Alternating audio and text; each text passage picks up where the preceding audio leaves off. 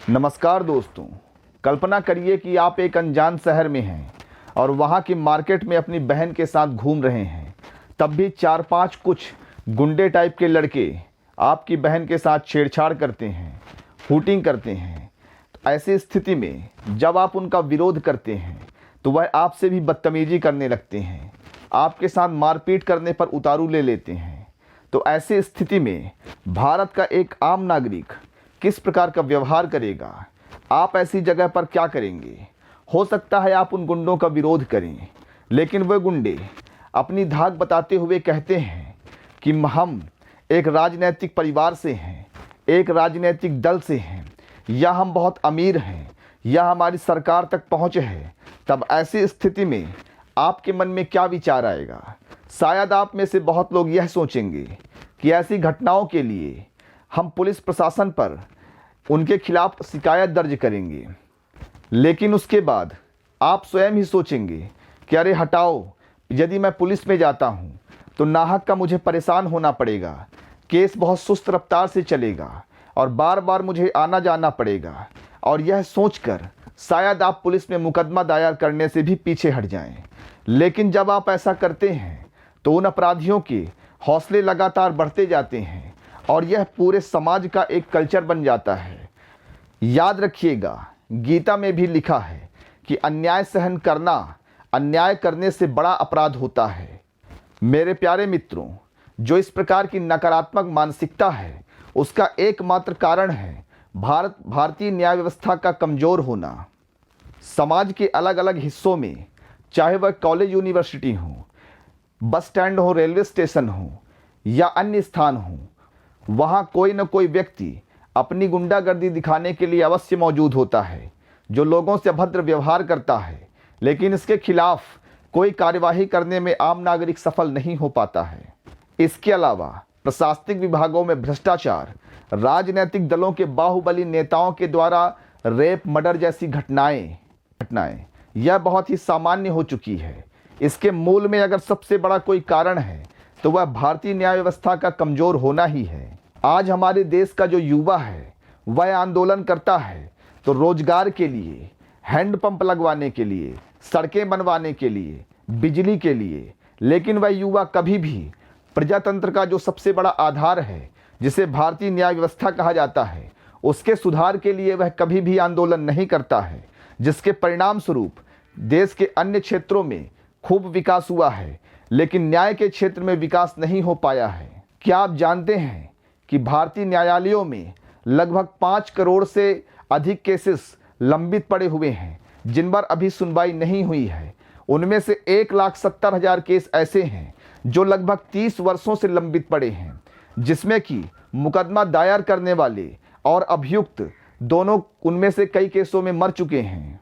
हमारे देश में उच्च न्यायालयों की संख्या मात्र 25 है और देश की आबादी लगभग 150 करोड़ है। इस आधार पर न्यायालयों की संख्या वास्तव में बहुत कम है। इसलिए आम आदमी का न्याय पर से विश्वास उठते जा रहा है और आए दिन हम देखते हैं कि न्याय व्यवस्था पर से विश्वास उठने के कारण ऐसी बहुत सी क्रियाएं हो रही हैं जो कि असंवैधानिक हैं, लेकिन जनता भी उन्हें सपोर्ट कर रही है, क्योंकि वह जानती है कि भारतीय न्याय व्यवस्था न्याय करने में कहीं ना कहीं अक्षम हो रही है।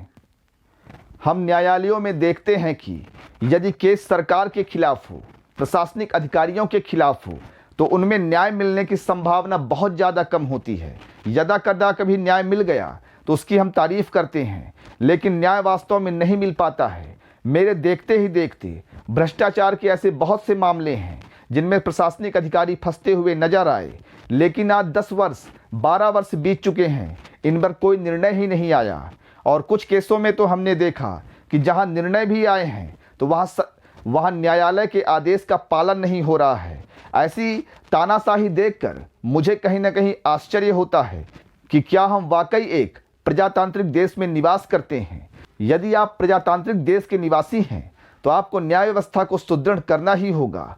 मेरी राय में न्यायपालिका को स्वतंत्र, निष्पक्ष और शक्तिशाली होना चाहिए, साथ ही उन्हें आदर्शवादी भी होना चाहिए। न्यायपालिका का विकास हो, यही मेरा लक्ष्य है।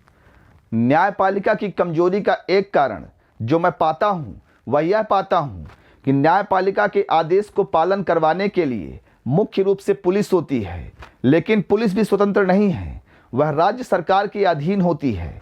तो राज्य सरकार के दबाव के कारण वह कहीं न कहीं न्यायालय के आदेशों का पालन उस तन्मयता से नहीं कर पाती है जिस तन्मयता से उसे करना चाहिए।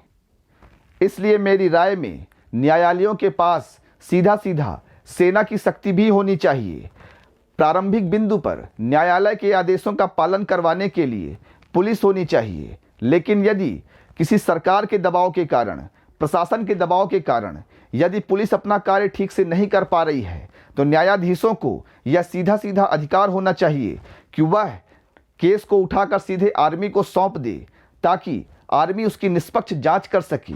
मेरी समझ में आर्मी आज भी देश में ईमानदार है, और यदि न्यायिक प्रक्रियाओं में कहीं न कहीं सेना की द्वितीयक भूमिका होगी तो इससे हमारी न्याय व्यवस्था में सुधार होगा। न्यायालयों का विरोध करने के लिए ना तो कोई प्रशासनिक अधिकारी, ना ही कोई सरकार सोच भी सकेगी।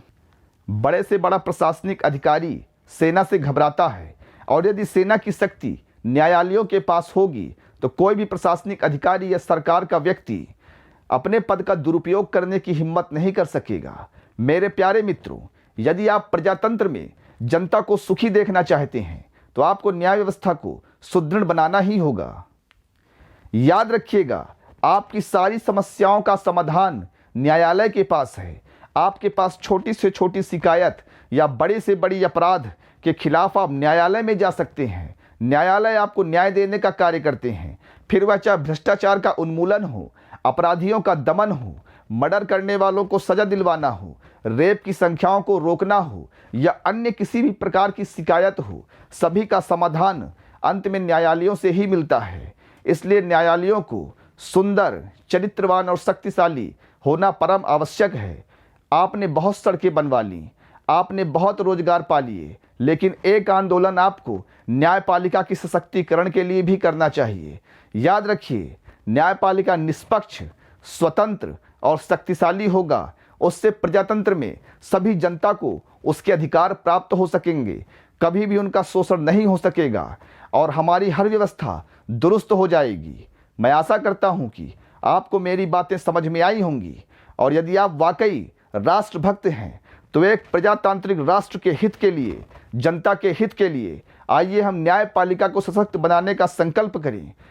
इस वीडियो को अपने अन्य मित्रों को भी भेजें, जिससे वे विषय की गंभीरता को समझ सकें और एक छोटा सा योगदान आप राष्ट्र निर्माण के लिए भी कर सकें। आइए हम एक स्वतंत्र न्यायपालिका, शक्तिशाली न्यायपालिका के लिए अग्रिम भूमिका अदा करते हैं। जय हिंद, जय भारत।